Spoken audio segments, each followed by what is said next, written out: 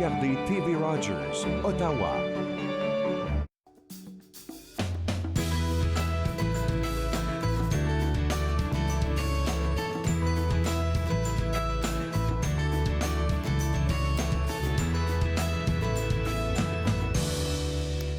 Bonjour et bienvenue entre nous exclusivement sur les ondes de TV Rogers. Je suis Claude-Andrea Bonnier. Je me ferai un réel plaisir de passer la prochaine heure avec vous. Aujourd'hui, on va parler de médias sociaux. En fait, on va parler de comment Bibliothèque Archives du Canada essaie d'intégrer les médias sociaux dans leur organisme.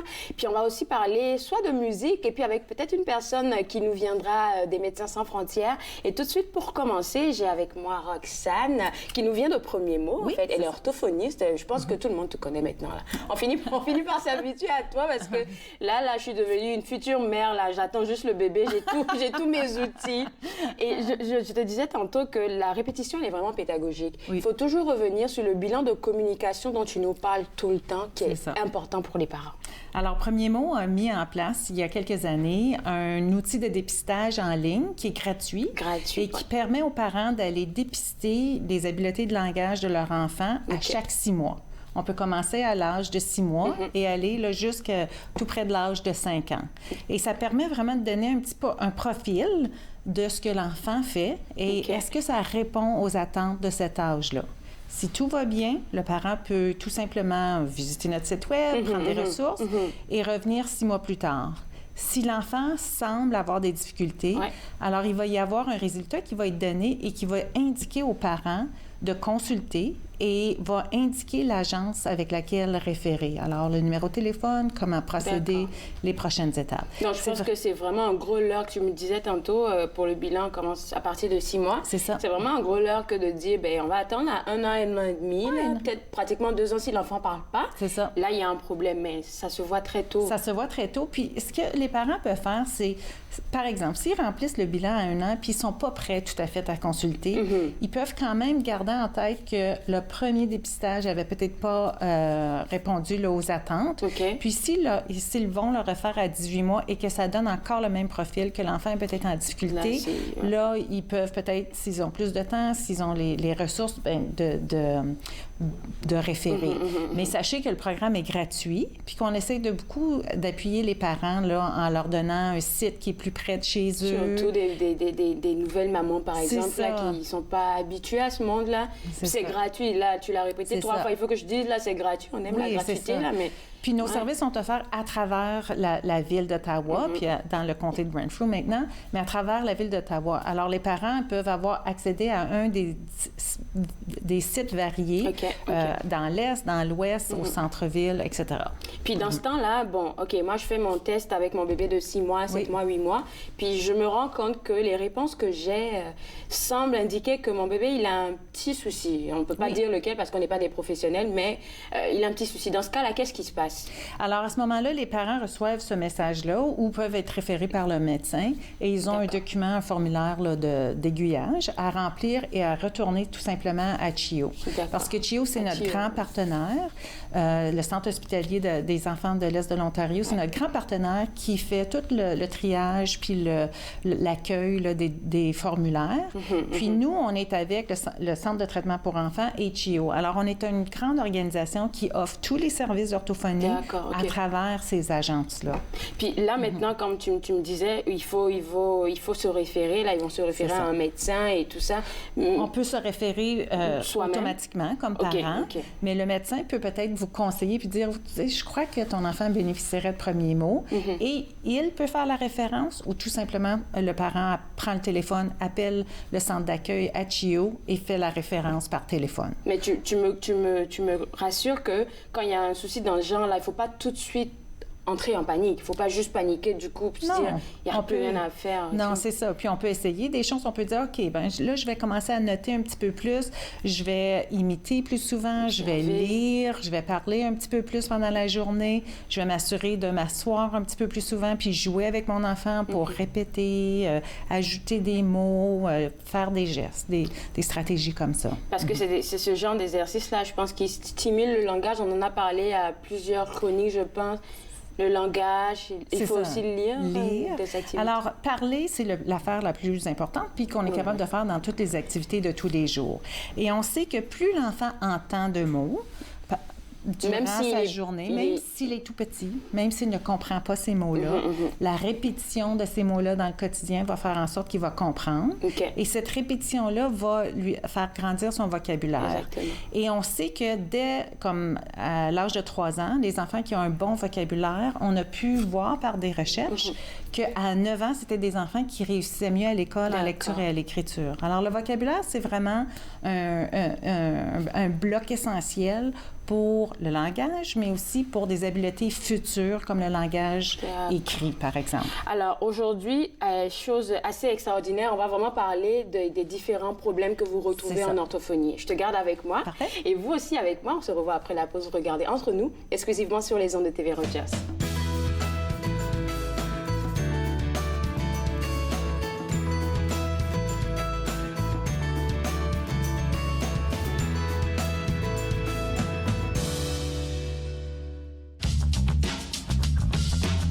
Cette émission est présentée par Télé-Élan. Vous êtes enfin aux commandes. Pour en savoir plus, visitez rogers.com.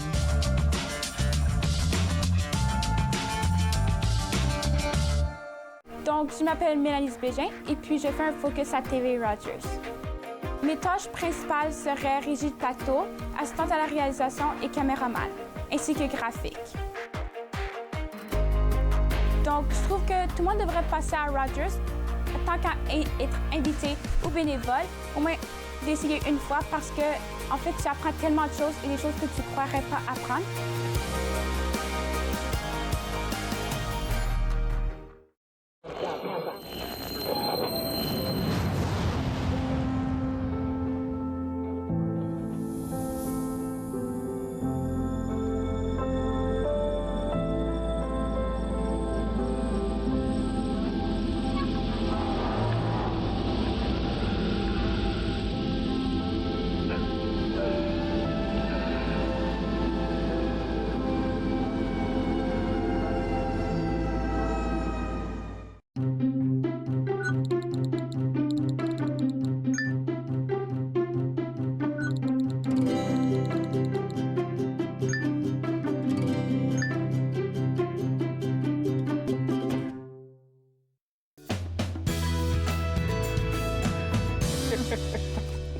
De retour à Entre nous, exclusivement sur les ondes de TV Rogers, toujours avec notre orthophoniste Roxane Bélanger.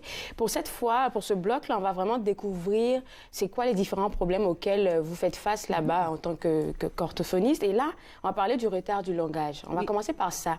Puis moi, je veux juste poser la question de savoir à quel moment on peut se dire, OK, il y a un retard de langage chez mon enfant. Alors, si vous allez, les parents vont consulter le bilan de communication ou les étapes de développement qui sont sur notre site Web, les parents vont se rendre compte rapidement qu'un enfant ne répond pas aux étapes pour un certain âge. Alors, tout dépend de l'âge de l'enfant. Il y a des étapes très spécifiques pour comment l'enfant comprend le langage, comment l'enfant, combien de mots l'enfant devrait utiliser, quelle sorte de phrase s'il est rendu à ce niveau-là, mais même aussi les sons qu'il doit faire à certains âges. Donc, à 1 an. Oui, c'est ça. Comme à 1 an, il devrait avoir 6 différents sons. Le P, le B, le M, quelques voyelles, peut-être le T et le N. Alors, c'est quand même plusieurs sons par l'âge de 12 mois qu'un enfant devrait avoir. Et on va aussi regarder les habiletés sociales liées à la communication. Est-ce que l'enfant me regarde? Est-ce que l'enfant pointe pour attirer mon attention? Alors, toutes les habiletés sociales, il y a vraiment là des facteurs précis pour chacune de ces sphères-là du langage qui vont être notés dans les étapes de développement pour les enfants pour chacun des âges. Et puis, comme tu le disais une fois, là, ça m'est resté en tête, c'est important, tu dis qu'il faut remplir le vocabulaire de l'enfant, mais ça commence tôt. Comme par exemple, tu me disais une fois, même quand ils sont tout petits, quand on est en train de par exemple, échanger, il faut leur expliquer qu'est-ce qu'on est en train de faire, parce qu'on établit un lien direct avec eux. C'est ça. Alors, souvent, les parents vont nous demander, mais tu sais, c'est un tout petit bébé. Est-ce qu'il comprend? Est-ce que je devrais lui parler? Et on dit oui, c'est vraiment en étant entouré de langage, être baigné dans un environnement où il entend du langage dans les activités quotidiennes, qui va faire en sorte que l'enfant va faire des liens entre l'objet ou l'activité et le mot comme tel. Okay. Puis au fur et à mesure qu'on répète, l'enfant va pouvoir comprendre. Alors même avant l'âge d'1 an, l'enfant va comprendre beaucoup de choses. Sans pouvoir peut-être les exprimer c'est ça, par le va langage. peut-être il n'aura pas encore comme un certain nombre de mots. Ouais, c'est ça. Alors à 1 an, on aurait 3 à 5 mots, mais l'enfant est capable de comprendre une variété de mots, près de 200 à 300 mots, est capable de comprendre des phrases simples, des consignes simples. Va chercher ta bouteille, va chercher ton toutou en présence de l'objet. Alors, c'est vraiment un ensemble là, de facteurs qui va faire en sorte qu'on va stimuler à tous les jours là, l'enfant. Donc, un retard, là, on s'entend que maintenant, à partir de 12 mois, si notre enfant n'a pas les syllabes qu'il faut, puis les 3-5 mots à pouvoir prononcer, on se dit il y a peut-être quelque chose, il faut peut-être que j'aille investiguer. Alors, nous, on va, dans les étapes de développement, c'est vraiment les étapes minimales. Alors, si l'enfant ne rencontre pas les étapes qui sont inscrites sur notre bilan ou dans notre site web, c'est qu'il faut vraiment se poser des questions parce que vraiment, il devrait en faire un petit peu plus. D'accord. Alors, c'est vraiment ce qu'on appelle les étapes minimales, là, ou les habiletés minimales qu'un enfant devrait présenter à ces âges-là. Et ce qu'il faut se rappeler, c'est qu'il y a environ 10 des enfants entre l'âge de 0 à 5 ans qui vont présenter un retard de langage. Alors, c'est un enfant sur 10. Moi, souvent, ils prennent du temps avant de parler, mais quand c'est lancé, c'est lancé. C'est ça, c'est ça. Okay. Et plus c'est tôt, mieux c'est pour pouvoir là, détecter s'il y a des failles. Puis aussi aller remédier là, aux difficultés. D'accord. Oui. Puis là, le deuxième problème duquel on va parler, ça, c'est le trouble de voix ou trouble de son. Oui, c'est ça. Alors, une grande partie des enfants avec qui on travaille, c'est des enfants qui vont présenter un retard de langage, soit au niveau expressif ou de la compréhension. Il y a un certain nombre d'enfants qu'on va voir qui vont présenter des problèmes de voix, c'est-à-dire que au fur et à mesure qu'ils vont se développer, ils vont avoir de la difficulté à utiliser leur voix de façon efficace. Ça peut être des enfants, par exemple, des enfants turbulents qui abusent de leur voix, alors crient beaucoup, font beaucoup de sons, aiment beaucoup imiter là, les différents personnages de films qu'ils voient. Et au fur et à mesure qu'ils font ces abus-là, les cordes vocales qui sont comme deux petits élastiques là, dans la gorge vont se frapper et vont créer une ampoule. Un petit peu comme un soulier qui frotte sur le talon. C'est la friction qui se cause au niveau des cordes vocales qui vont faire des petites ampoules. Et parce qu'il y a des petites ampoules, l'air s'échappe. Et ce qu'on va voir, c'est qu'on va avoir des enfants qui ont une voix éteinte, qui vont un peu forcer leur voix. Parce qu'il est éteint. Je ris aux larmes, là, parce que j'ai un exemple palpable. Mon neveu de 6 mois n'arrête pas de crier. Ah oui? Fait qu'on doit lui fermer la bouche maintenant. pour pouvoir contrôler un petit peu. Wow. Alors, ces enfants-là, on doit comme les voir pour un petit peu rééduquer la façon dont de bien utiliser la voix, adopter des habitudes d'hygiène vocale. C'est pas si grave que c'est ça, pas si grave. Mais il y a des enfants qui naissent avec des problèmes plus congénitaux au niveau des troubles de voix, puis là, c'est fait avec une équipe à CHIO. OK. Puis là, le troisième point, pour la voix déjà, vous faites des exercices, c'est-à-dire comment vous essayez de réguler l'enfant? Je vais revenir un peu sur ça parce que c'est difficile souvent de leur dire baisse le ton ou... Oui, on essaie de faire des analogies, on essaie de faire des liens avec, tu sais, utiliser une voix comme la voix douce au lieu d'utiliser sa voix de lion. Okay. Alors, on essaie de faire des analogies comme ça. Et c'est sûr que dans ce genre de trouble-là, on va aussi avoir une certaine population d'enfants qui vont naître avec des fissures palatines ou des fissures labiales. Alors, c'est au niveau du développement, au niveau de la gestion... du placenta et tout qui se passe là-bas. C'est ça. Alors, l'enfant va avoir une malformation due à un mauvais développement et il va naître soit avec une fissure labiale ou une fissure palatine, un bec de lièvre, puis il va avoir besoin de l'équipe au complet à CHIO qui va s'occuper là, de réparer la fissure, mais il va aussi avoir une infirmière, une orthophoniste, un ORL, un otorhinolaryngologiste qui va continuer à suivre ces enfants-là pour leur donner de l'appui puis des services. Je ferai une parenthèse ici pour dire aux parents qui nous regardent, ne soyez pas inquiets, peu importe qu'est-ce que votre enfant a, il y a premier mot, il y a CHIO qui est là pour vous supporter, fait que vous n'êtes pas seul là. Là aussi, il y a les enfants qui sont atteints d'autisme. Oui. eux aussi, c'est normal aussi, je pense, qu'ils aient du mal à parler, à avoir un langage comme correct. Donc, il y a un certain nombre d'enfants qu'on va voir qui vont venir à nos cliniques ou qui vont utiliser le bilan de communication et les parents sont incertains. Ils ont un profil un petit peu différent. Oui, c'est ça. Alors, l'autisme ou les troubles qui sont sur le spectre de l'autisme ou qui sont associés là, aux habiletés sociales vont se présenter avec une atteinte au niveau du langage, au niveau des habiletés sociales, oui. Puis aussi au niveau du jeu. Alors, souvent, les orthophonistes qui vont évaluer des enfants vont toujours regarder ces facteurs-là et vont être probablement, avec le médecin de famille, souvent, être les premières personnes qui vont peut-être se préoccuper d'un problème plus complexe qu'un problème simple de langage. Oui, c'est ça. Alors, ce qu'on va regarder au niveau du langage, c'est est-ce que l'enfant est capable d'utiliser le langage de façon fonctionnelle? Est-ce que l'enfant va, par exemple, utiliser certains mots, mais est-ce qu'il est capable de faire des demandes? Est-ce qu'il est capable d'utiliser le langage pour différentes fonctions? Alors, typiquement, on va voir des enfants qui vont beaucoup protester, qui vont avoir beaucoup de difficultés à faire des demandes, mais peuvent peut-être répéter beaucoup de mots ou des phrases qu'ils ont entendues très bien. Alors, c'est une façon d'utiliser le langage, mais pas de façon sociale, pas pour répondre à des besoins sociaux. Mais juste pour exprimer qu'est-ce qui... C'est ça, ils ont de la difficulté à s'exprimer. Alors, quand on voit une certaine rigidité au niveau du langage, on peut se poser des questions. En termes de signaux d'alarme, là, si les enfants avaient un certain nombre de mots et commencent à perdre des mots, alors ça, on va s'inquiéter de ça. On va dire aux parents, référer rapidement. Si les enfants ont de la difficulté à utiliser les premiers gestes que d'habitude les enfants utilisent, par exemple, pointer. Les enfants doivent utiliser ce geste-là avant l'âge de 1 an ou à 1 an. Si vous voyez que votre enfant pointe de différentes façons, peut-être avec le pouce, ou a de la difficulté à utiliser le geste de pointer, c'est un signal qui nous indique que l'enfant a de la difficulté à comprendre comment utiliser la communication gestuelle pour s'exprimer. Il va nous rester 1 minute, là, et là, il faut qu'on en parle des moyens qu'on peut utiliser à tous les jours pour pouvoir aider les enfants. Alors, on a déjà parlé de parler à chaque jour. On veut lire à nos enfants. Lire un livre à chaque jour permet à l'enfant d'entendre dès l'âge de 5 ans, 3000 mots différents. Wow. Alors, si on augmente ça à 5 livres par jour, par exemple, l'enfant va avoir entendu 1 400 000 mots par l'âge de 5 ans. Alors, c'est vraiment riche en vocabulaire.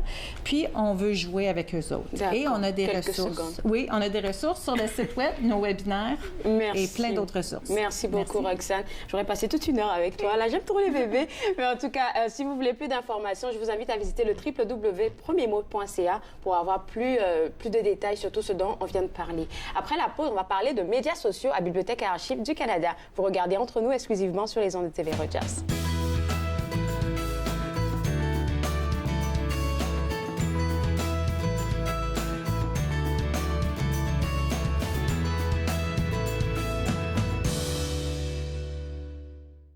Lorsque je me sens seul, et ça m'arrive souvent, je pense à toi qui attends mon retour. Je marche et je jongle, j'ai peur que tout s'effondre. Sauras-tu m'attendre pour toujours? Tes yeux sont clairs, tes pensées sont pures. T'es la plus belle que j'ai connue. Quand je te vois sourire, je me sais comment te dire. Tu es celle que j'ai toujours voulu.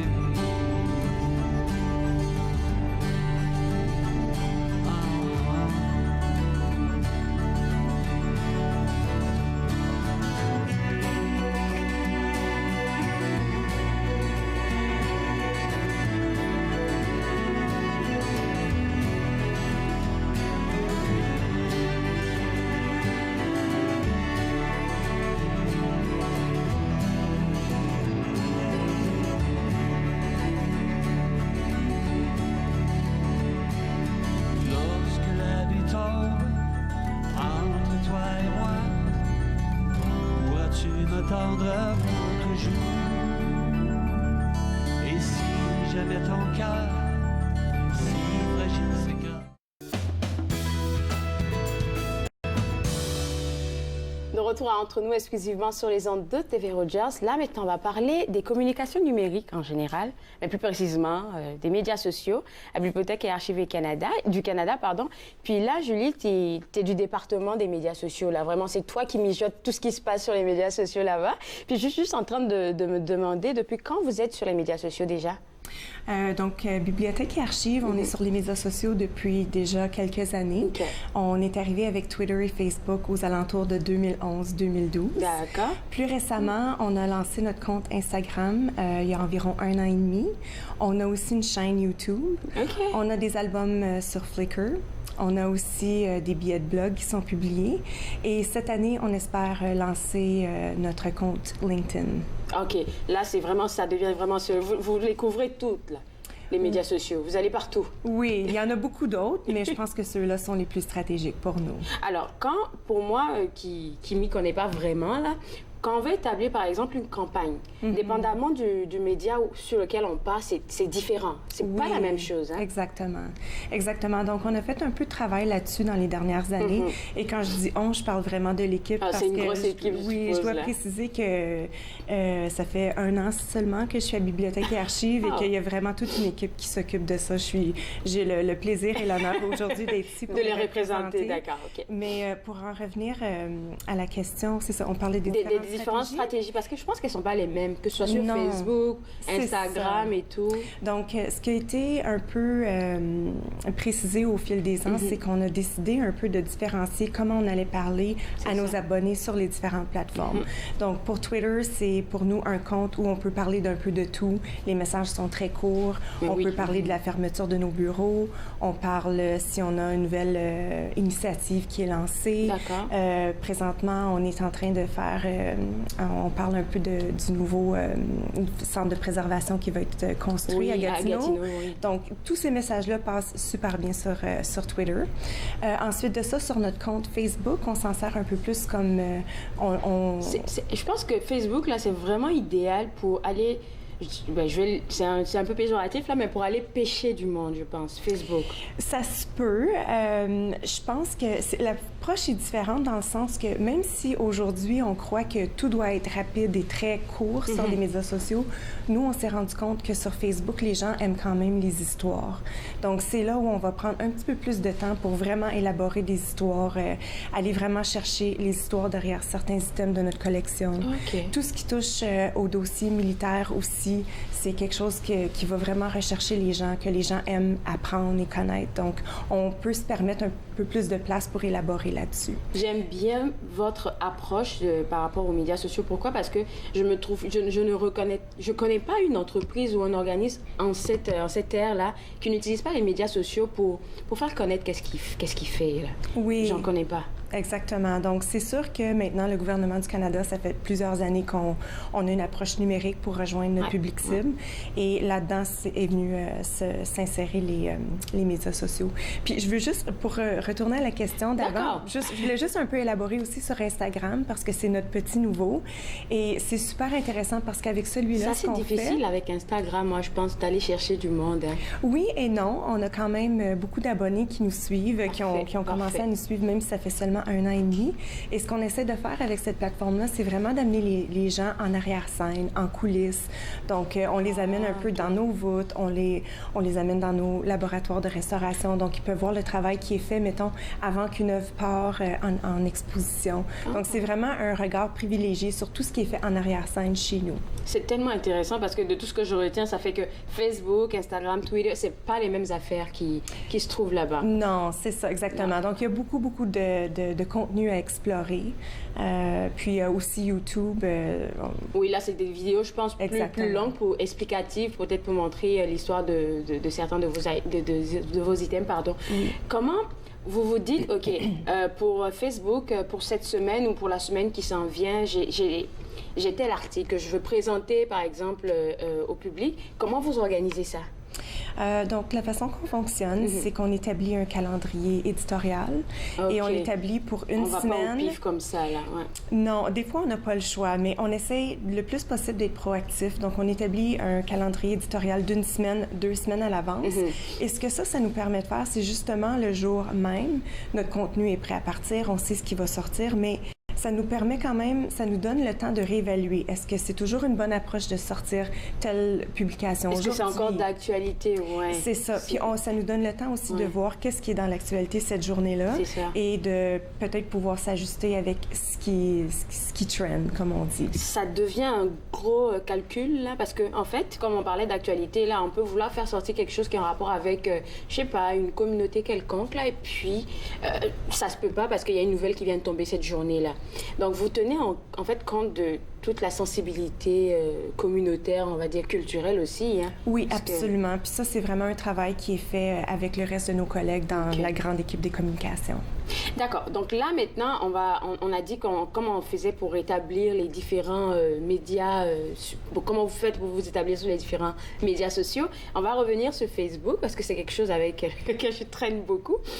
Vous avez eu de bons coups, je pense. Hein? Oui. Vous avez eu de bons coups et puis on va aller en ordre là. Finalement, on va aller en ordre. OK, mais j'étais tellement pressée d'arriver à l'image dont on a parlé tantôt. Puis il y avait le OK Boomer. Ça, c'était sur quoi?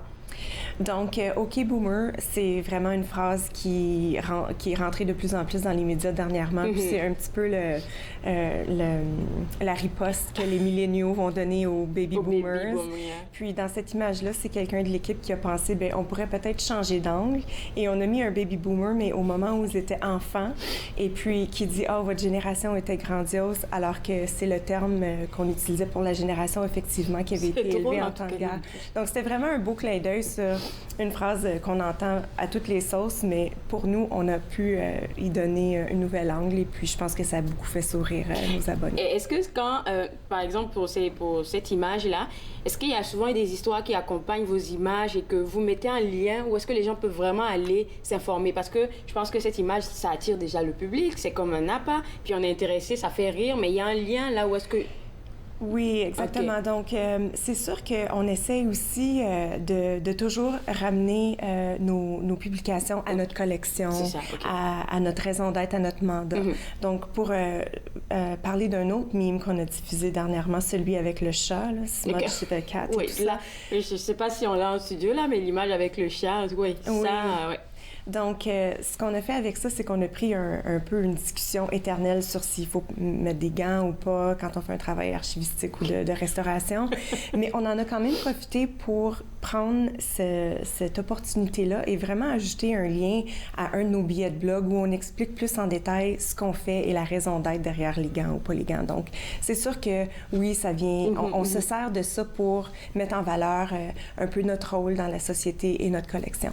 Puis là, maintenant, il y a quelque chose qui a été vraiment, moi j'ai vu, là, il y a quand même une bonne centaine de vues. Là, ça s'est fait les 12 vidéos là, sur la cuisine d'antan. Je pense qu'on a un clip même qui va passer en arrière. Ça a eu vraiment du succès parce que c'était le temps des fêtes, là. Ça tombait pile poil. Vous avez bien pensé, en tout cas. Oui, encore une fois, c'était vraiment une bonne idée de l'équipe. Donc, l'idée derrière ça, c'était de faire vivre notre collection, donc sortir un peu des documents papier là, et vraiment montrer ce que ça peut faire quand on ressort des trésors, si on veut. Donc, ce qu'on a fait, c'est qu'on a pris 12 recettes et on les a filmées à la manière tasty, comme on peut voir là. Et on a eu beaucoup de plaisir. On a ajouté des commentaires un peu humoristiques aussi parce qu'on n'est pas des professionnels. Donc, il y a eu des petits accrochages, oui. Mais ce qui est intéressant là-dedans, puis je pense que c'est souvent un peu la clé derrière les médias sociaux, c'est que c'est important d'être authentique. Puis même quand il y a eu des pépins, on a un peu misé là-dessus et la réaction du public a vraiment été bonne. Oui, j'ai vu des commentaires là et puis du coup, vous avez donné des idées à plein de personnes qui se demandaient peut-être quoi faire comme dessert ou comment faire pour le temps des fêtes, là. Oui, c'est ça. Puis on a même reçu des commentaires qui disaient tu sais, si seulement il y avait plus d'émissions de cuisine qui pourraient faire comme vous et rire d'eux-mêmes, on dirait qu'on c'est trop sérieux. Exactement, oui. Okay. D'accord. Alors, cette vidéo-là, c'était sur Facebook, mais est-ce qu'elle a été mise quelque part d'autre, par exemple sur YouTube? Parce que là aussi, je pense, ou pas? Alors, elle n'est pas encore sur YouTube, mais on l'a mis aussi sur Twitter et Instagram. Ouais. Puis il y a aussi un gros boom aussi avec Margaret Atwood. Oui. Comment ça s'est fait? Comment ça s'est passé? Qu'est-ce que vous avez mis en avant de ces dames? Donc, pour le projet de Margaret Atwood, on avait vraiment un rôle de soutien à l'équipe de marketing et de sensibilisation. Donc, c'est l'équipe qui est responsable des événements et il s'occupe beaucoup de lancement de livres. Donc, c'était un événement dans le cadre du lancement de livre de Margaret Atwood, son dernier livre, Les Testaments. Donc, nous, on en a profité. On avait l'immense privilège de la recevoir chez nous. Donc, on en a profité pour faire une diffusion en direct. C'était une entrevue qu'elle donnait, mais il y avait aussi, elle lisait un extrait de son livre. Donc, on a pu filmer ça parce qu'il y avait beaucoup de gens dans la salle. Mais on doit penser, encore une fois, qu'on a un public qui est à l'échelle nationale, en région éloignée. Donc, pour nous, c'était encore une opportunité de faire valoir ce qu'on fait et de le diffuser autant que possible. Je ne dirais pas seulement national, à l'international, parce que dès qu'on s'expose sur les réseaux sociaux, on s'expose à ce que tout le monde puisse nous voir. Donc, je pense que peut-être que, vous le savez peut-être pas, mais il y a sûrement des gens de l'international qui vous suivent. Et je pense que peut-être que ça met un peu de pression. Est-ce que je me trompe? Parce qu'il faut sortir la bonne affaire au bon moment.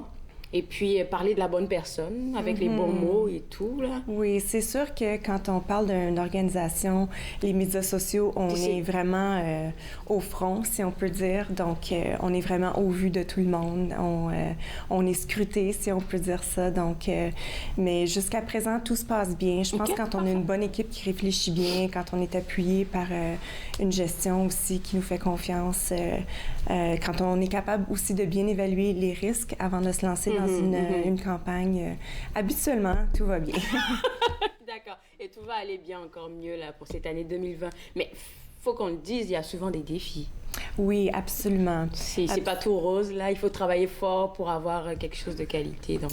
Oui, donc c'est sûr que pour nous, pas juste au gouvernement, mais pour n'importe qui, pour comme organisation qui est sur les médias sociaux, il y a toujours cette espèce d'algorithme qui joue contre nous. Donc, c'est d'être capable de déterminer est-ce que nos abonnés vont réellement voir les publications qu'on sort. Alors ça, c'est toujours un travail qui est en flux. On doit toujours un peu évaluer est-ce que c'est un message qui... on essaie et erreur. Oui, essai et erreur. Et on essaie de s'informer aussi avec des homologues pour voir qu'est-ce qui passe bien, à quel temps et comment. D'autres défis qu'on a chez nous, c'est que c'est sûr qu'on est une institution de mémoire. On a vraiment derrière nous... toutes sortes de documents, des items qui sont liés à notre patrimoine qui reflètent la réalité. Donc, c'est sûr qu'il y a eu des moments dans l'histoire où c'était moins beau. Alors, même si on apporte beaucoup d'humour dans ce qu'on fait, on doit quand même être très sensible à ces moments-là de l'histoire et de pouvoir en parler quand même et de le faire avec une grande délicatesse. C'est vrai, c'est ça. Ouais. Puis, je pense qu'on a une image, là. Ah oui, là, on revient encore sur l'image dont on a parlé tantôt, les boomers. Puis aussi, l'autre image assez drôle, là, la deuxième, c'est celle-là qu'on devait voir, qu'on n'a pas pu voir avec le chat. Oui. Mais ça, je pense que c'est quelque chose qui inquiète les gens qui vous suivent, qui vous écoutent. Puis j'ai eu la chance de recevoir 2 dames ici, je pense, qui travaillent avec les matériaux que vous avez là-bas. Et puis elles parlaient de comment elles devaient travailler avec les mains, si c'était avec des gants ou pas, à quel moment il faut prendre des gants. C'est assez délicat. Mais ça, vous avez un peu cassé le mythe, là, avec cette image. Oui, puis je pense qu'on y a apporté beaucoup d'humour aussi. Donc, puis ce qu'on a été capable de faire, c'est que c'est sûr que chez nous, on essaie de rejoindre le grand public. C'est vrai. Mais on a aussi beaucoup de communautés de pratique qui se tournent vers nous, des communautés d'experts. Donc, il y a les gens qui sont experts dans ce domaine-là, je pense qu'ils ont beaucoup apprécié l'humour. Puis là, on va revenir encore sur les défis. Moi, je me dis, pour vous, là, ce serait laquelle la meilleure des approches, par exemple? Sur Facebook, je ne vais pas revenir sur Facebook parce que je suis assez active là-bas. Je me dis, on peut avoir accès à tout le monde, des jeunes surtout. Il y a vraiment une belle communauté de jeunes qui sont là-bas. Et je suppose que c'est ceux-là qui vous suivent, en fait, sur Facebook. Oui ou non? Oui et non. Oui, c'est ça. Je pense que... En réalité, je pense qu'on est capable d'aller rejoindre beaucoup plus de jeunes sur Instagram. Instagram, oui, c'est vrai, j'avais oublié ce volet-là. Ouais. Et ce qu'on remarque, du moins des abonnés qui vont vraiment interagir avec nos publications, c'est souvent des personnes qui sont quand même jeunes. Je ne veux pas dire qu'ils ne sont pas jeunes, mais qui sont capables d'apprécier du contenu plus historique. Donc, j'ai comme Oui, donc j'ai comme l'impression que c'est peut-être une communauté un petit peu plus âgée qui nous suivent sur Facebook. Et puis, c'est tout le bonheur que je vous souhaite, là, que les jeunes de plus en plus s'intéressent à tout ce qui a rapport avec l'histoire du Canada et tout ça. Puis quand vous le faites de manière drôle, c'est la meilleure des manières même de pouvoir attirer le monde. Je pense aussi que vous mettez en avant vos experts. Parce qu'il ne faudrait pas les laisser comme ça. Il faut montrer un peu qu'est-ce qu'ils font et tout ça. Oui, absolument. Donc, encore une fois, quand on sort d'Instagram, on a vraiment la possibilité de montrer un peu ce que nos experts font, de passer du temps avec des restaurateurs, des restauratrices et vraiment montrer le travail qu'ils font pour certains projets. Et c'est super intéressant. Je pense que la meilleure chose, c'est pour les gens qui nous écoutent, s'ils veulent en savoir plus, d'aller voir sur notre compte parce que je ne peux pas vraiment... Tout dévoiler. Il y en a beaucoup, le compte. Oui, il y en a beaucoup. Alors, c'est quoi les objectifs pour 2020? Si on peut me permettre, si on peut les partager, 1, 2, 3. Oui. Bien, en gros, je dirais qu'on a 2 grands objectifs cette année. Un des objectifs, c'est qu'on veut vraiment miser sur l'engagement. Comme je disais tantôt, c'est bien d'avoir une stratégie, de sortir du bon contenu, mais on veut s'assurer que les gens reçoivent nos messages et que ça leur parle. Et donc, pour se réajuster à chaque fois avec ça, là. Oui, puis pour donner des exemples, même avec les mimes, les images qu'on a montrées tantôt, on a vraiment pris la peine de porter attention à ce que nos abonnés nous répondaient et que ce soit vraiment un dialogue. Donc, on veut vraiment miser là-dessus, le dialogue, comment aller chercher les gens, vraiment interagir avec eux, pas juste lancer une publication et l'oublier. Et le deuxième objectif qu'on a cette année, c'est qu'on veut vraiment se tourner vers notre public francophone. On est là pour vous aussi. Oui, exactement. Donc, c'est sûr que pour à peu près tous les ministères, ils ont beaucoup plus d'abonnés anglophones. 30 secondes, mais on va aller. Ils vont beaucoup plus d'abonnés anglophones, mais vous vous tournez vers la communauté francophone. Oui, c'est ça. Donc, on essaie de voir quel genre de contenu leur parle. Et donc, on est un peu dans cette exploration-là. Alors, si vous avez trouvé quel genre de contenu parle au public francophone, nous, on veut vous revoir ici pour savoir sur quoi vous travaillez. Et puis, ça pourrait être intéressant, puisqu'on est sur Facebook. Ça pourrait intéresser les gens qui sont sur Facebook. Oui, absolument. Merci beaucoup. Merci. Puis bon travail encore. On vous attend en 2020 pour les nouveautés. Super, merci. Alors, si vous êtes intéressé à voir tout ce qui se passe à la Bibliothèque Archives Canada, comme elle a mentionné, ils sont partout sur les réseaux sociaux. Vous pouvez les avoir. Après la pause, on parle de musique avec Jean-Paul Moreau. Vous regardez Entre nous, exclusivement sur les ondes de Télé Rogers.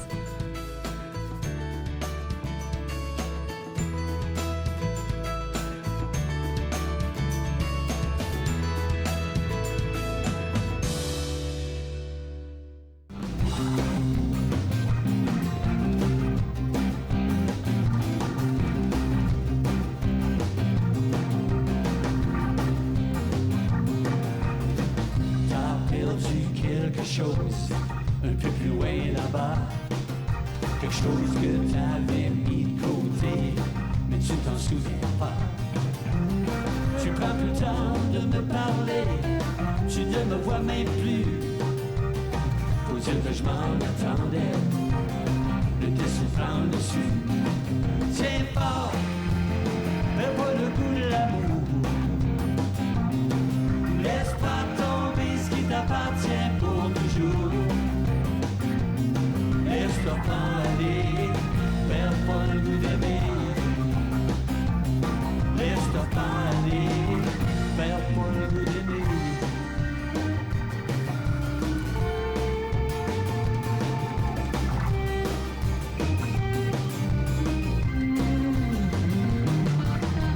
Tu parles de tout, tu parles de rien, y'a personne qui te comprend. Les mots résonnent dans le fond de ton cœur, c'est moi qui le ressens. T'as plus de couleur dans tes yeux, tu vis en noir et blanc. Dans un autre monde, sur une autre planète, dans un autre temps.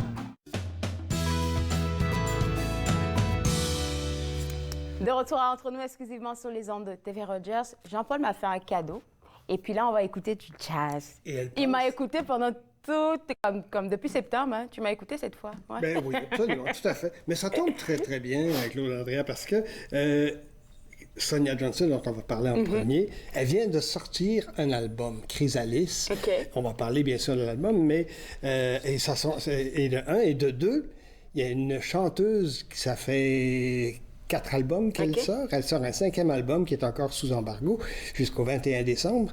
Et c'est Diane Nalili qui vient à la 4e salle du Centre national des arts présenter un nouvel album de jazz, Future Perfect. Et ces deux jazzwomen-là, j'ai eu le bonheur et le plaisir de les découvrir avec le temps, avec leur album, etc. Alors je me suis dit, bon, ben, on va faire plaisir à Claude Andréa, puis on va se faire plaisir à vous, mesdames, messieurs, puis à moi en même temps. Alors, comme ça, tout le monde va être content, évidemment. D'accord. Alors, c'est qui Sonia Johnson? Sonia Johnson, quand même jeune, hein? Quand même, pas si mal. Elle est née en 1974 à Saint-Alexis-des-Monts, en Mauricie, et elle a fait des études en musique, évidemment, en chant, pour commencer. Je devrais peut-être préciser une chose.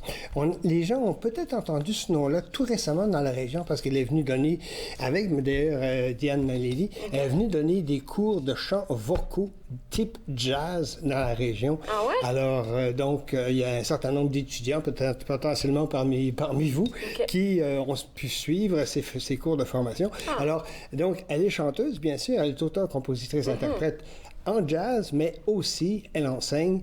Et ce qui est très intéressant dans son parcours, c'est que, évidemment, on s'en doute un peu, elle a étudié à Montréal, à l'école Vincent d'Indy.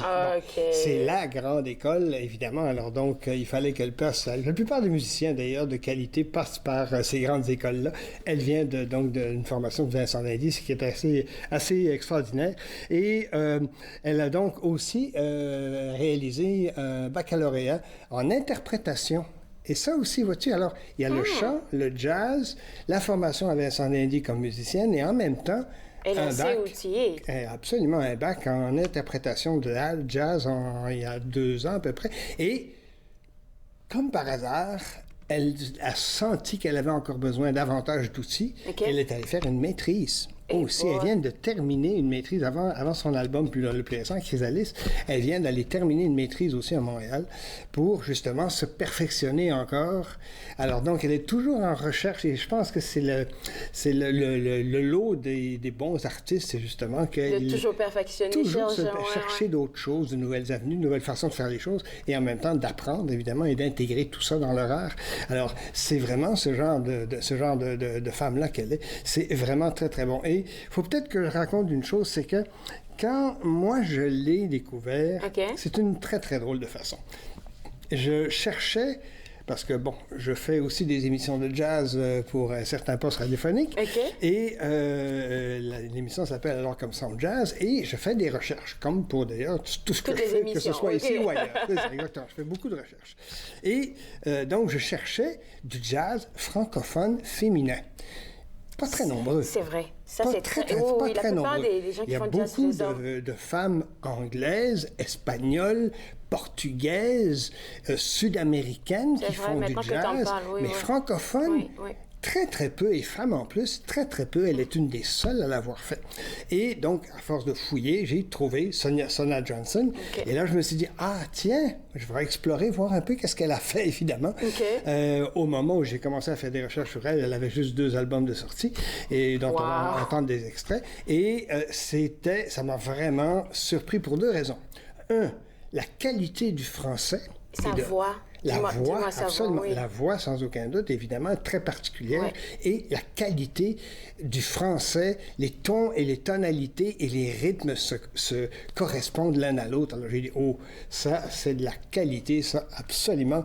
C'est vraiment, vraiment passionnant. Et d'ailleurs, je lui ai dit, parce que j'ai fait le plaisir de faire une entrevue avec elle aussi, et je lui ai dit, moi, c'est ça qui m'a vraiment touché, qui m'a frappé chez vous, c'est justement que tout est homogène et tout est fort plaisant et c'est en français en plus. Alors ça, c'est vraiment une très, très belle, très, très bonne indication. On peut peut-être se donner une idée pour commencer. Son premier album, c'est Le Carré... Cœur solitaire? Oui, c'est ça, exactement. Le Carré de nos amours. Le Cœur solitaire, c'est ça, exactement. Alors, on va écouter ça et vous allez voir, ça donne vraiment une très, très bonne idée de la voix, du texte et bien sûr aussi du style jazz qu'elle procure, évidemment. Il était toujours en retard, se tenait souvent à l'écart, croyait défier le hasard en trinquant son verre accoudé au bar. Cœur solitaire, cherche jeune fille, un peu timide et malhabile, cœur solitaire, cherche demoiselle, au nez mignon, pourquoi pas belle.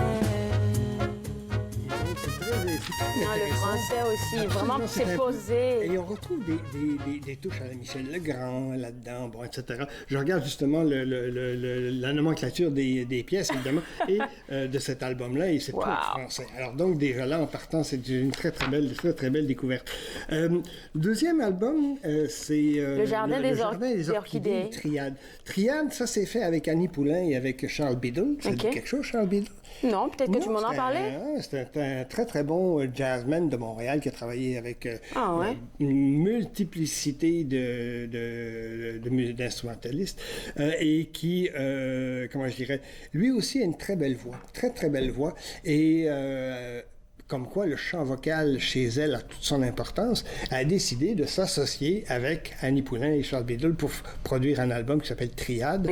Et je trouve que parfois c'est inégal, mais ça c'est une question avantage technique à mon avis. Moi j'aurais mis sa voix peu plus en avant, mais à cause de ta sensibilité. Oui, absolument. Mais pour certaines chansons, c'est Annie qui est plus en avant, d'autres c'est Charles Biddle. Parfois c'est les trois ensemble. Et alors là, les harmonies sont vraiment très belles, bien très réussies. On va écouter justement un extrait de Triade. Jardin des Orchidées. Des Orchidées.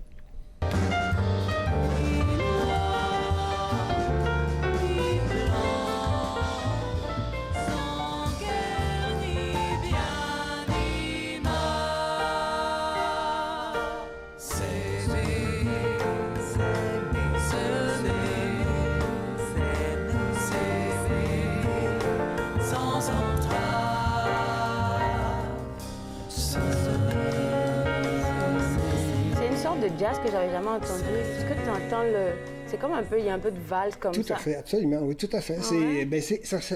Ça donne très bien à trois, justement. Tout seul, ce serait peut-être un peu difficile de dominer ce style de jazz-là, mais à trois, ça va très bien parce qu'on peut répéter les notes, etc. et faire une espèce de suite pour ça. Pour montrer l'importance de Sonia Johnson, 2 nominations, 3 nominations, peut-être 4. À la disque, c'est quand même beaucoup. Et aussi quelques Juno bien placés qu'elle a remportés du côté anglais. Aussi, même s'il y avait des albums français, elle est allée remporter des Juno, ce qui est vraiment une très bonne indication aussi. Les gens, quand ils entendent ce qu'elle fait, ils anglais, sont français, portugais, toujours. Ça s'entend l'oreille, puis il y a quelque chose là qui nous intéresse, bien sûr. Elle a travaillé chez nous avec quand même des gens d'importance. Vic Vogel, ça te dit certainement quelque chose. Le Big Band, le Big Band, Vic Vogel, c'est lui. Alors, elle a travaillé avec Vic Vogel. Alors, donc, déjà là, en partant, ça me donne une bonne idée. Elle a travaillé avec Jean-Pierre Ferland. Elle a travaillé avec Diane Tell. D'accord. C'est pour te dire, donner quand même de la musique. Karen Young. Ça aussi, c'est quand même pas dédaigné non plus. Une très belle haute voix, justement, de notre jazz. Je reviens dans les noms aussi. Lorraine Desmarais, évidemment, jazzwoman extrêmement importante, pianiste. Et Ray Anderson également. Alors, c'est quelques noms avec qui elle a travaillé. Alors, elle a du métier et elle s'est adjointe avec des gens très intéressants. Ça, c'était pour le cœur à l'endroit? Le cœur à l'endroit. Et ça, c'est mon album chouchou. Hormis Chrysalis qui vient de sortir, mais ça, je vais en parler. Mais pourquoi? Qu'est-ce qu'il y a de nouveau dans le cœur à l'endroit? Dans le cœur à l'endroit par rapport au Carré de mes amours, elle s'est lâchée complètement. Elle s'est lâchée lousse. Elle s'est laissée aller à des vocalises extraordinaires. Vraiment, ses fins de phrases sont douces et en même temps, ça reprend et ça coule. Tiens, exactement ça. Ça coule. Ça coule. Tu devrais certainement aimer ça aussi. Je suis toute excitée. Tu es excitée? Ben, écoutons.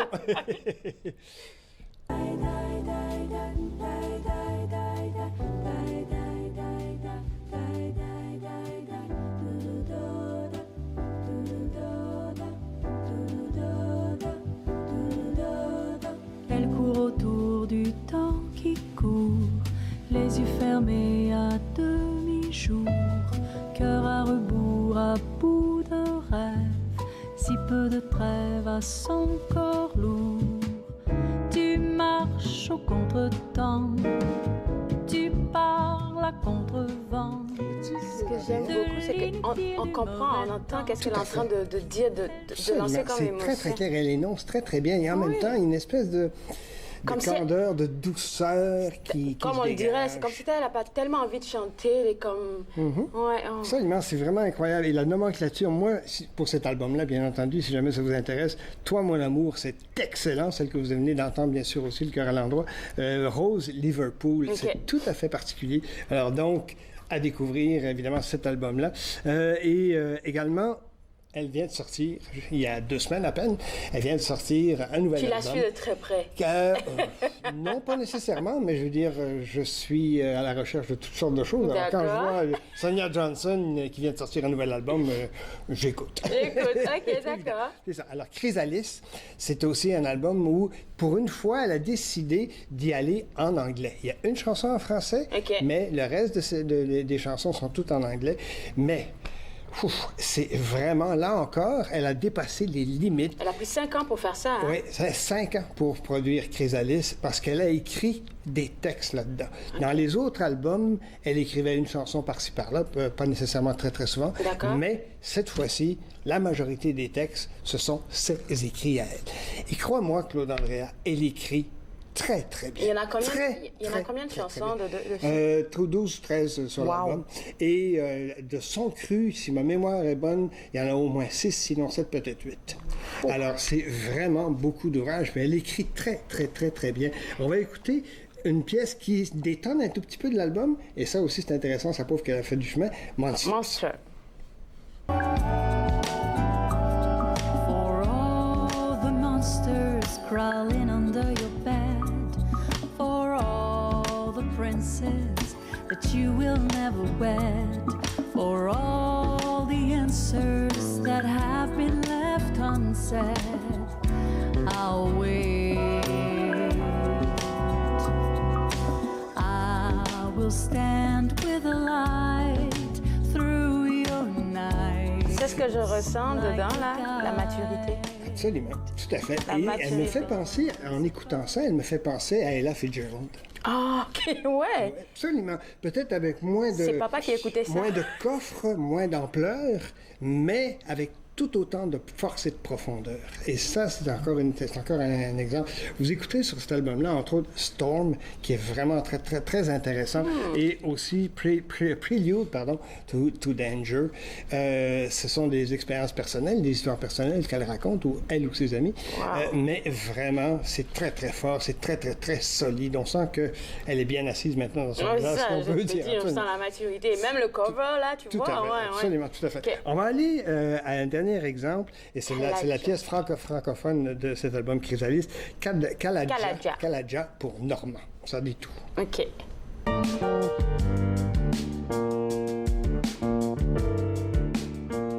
Noir est ce jour qui meurt, tous ces regards en pleurs, d'or au milieu des fleurs, ton cœur.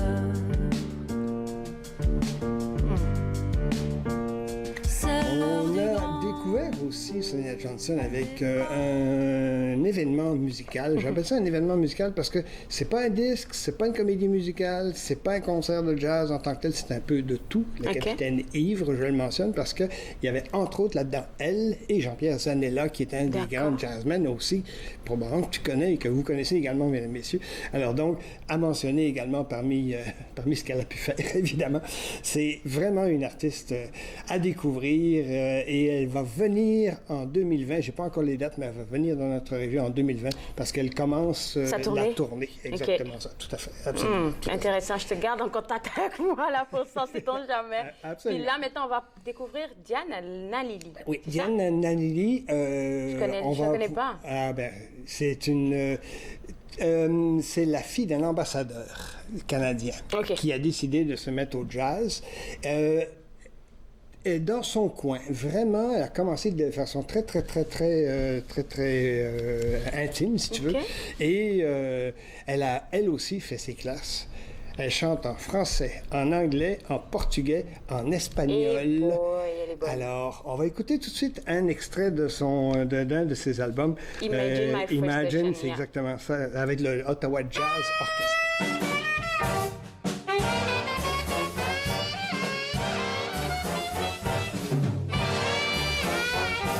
Went down to the dance, sat down by the wall,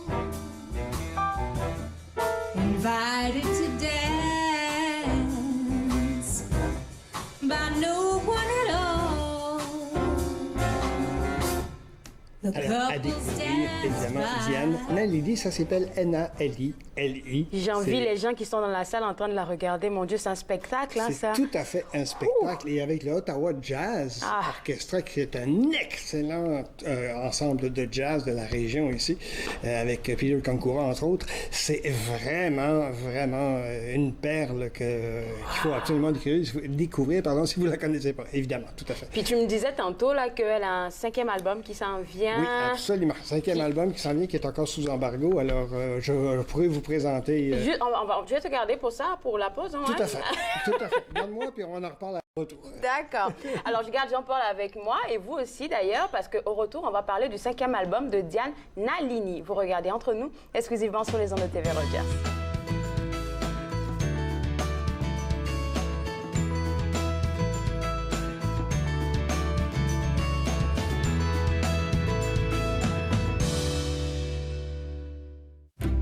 Je suis membre pour aider les autres.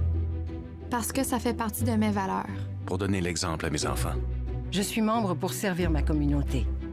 Pour changer la vie de quelqu'un. Pour reconnaître les sacrifices faits pour nous. Je suis membre pour ma mère. Mon grand-père. Mon voisin. Pour ceux et celles qui ont servi. Et qui servent toujours. Je suis membre. Je suis membre. Je suis membre de la Légion. Une clôture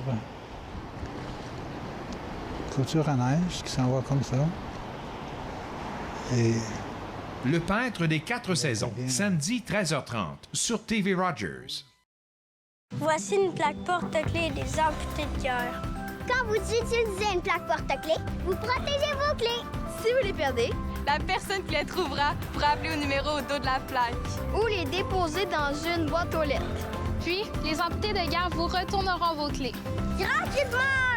Commandez vos plaques porte-clés aujourd'hui à amputédeguerre.ca. Et améliorer la vie des personnes amputées comme moi. Merci! Cette semaine à l'émission, on vous présente des recettes de tapas. On fait des petits beignets de jambon, des bruschettas variés et on finit ça avec des petits beignets de poisson. Passion cuisine, 2 épisodes mardi midi sur TV Rogers. De retour à Entre nous, exclusivement sur les ondes de TV Rogers. Je suis toujours avec Jean-Paul Moreau. Puis là, on parlait du 5e album qui est encore sous embargo de Diane Nalini. Mais toi, tu as des infos sur ça. Alors, effectivement. Donc, elle va lancer son album au Centre national des arts à la 4e salle le 21 décembre. C'est à... Attends un peu que je retrouve l'heure, à 18h30. D'accord. Et donc, si vous voulez y être, vous pouvez bien sûr réserver le tout sur l'adresse du Centre national des arts. www.cna-nac.ca. Voilà, exactement. Tout à fait. Et donc, elle va officiellement lancer son album qui s'appelle Future Perfect. Et elle va être accompagnée de Tim Bellner à la guitare, Alex Wallington à la contrebasse et Camille Bellil aux percussions et elle, évidemment, aux voix. C'est à découvrir.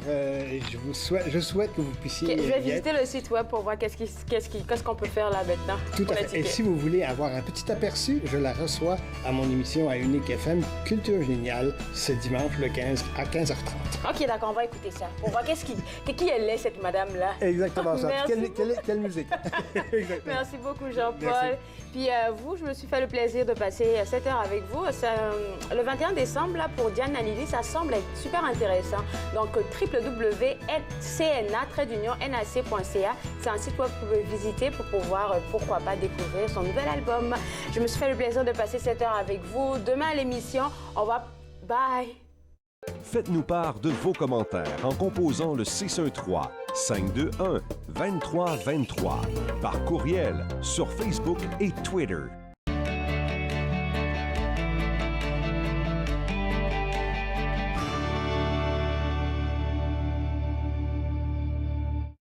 Moi, je m'appelle Alexandre Belki et je travaille comme bénévole. Et moi, je préfère faire le CG, autre que des caméras ou les autres affaires.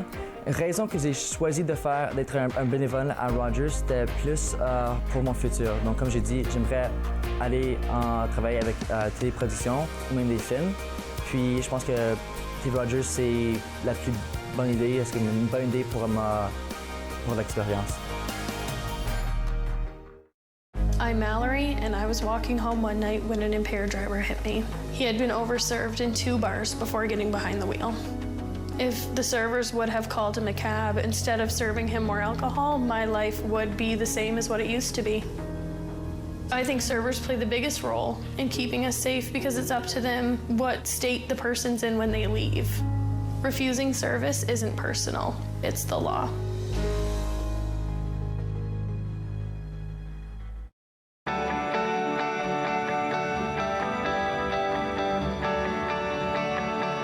Vous regardez TV Rogers.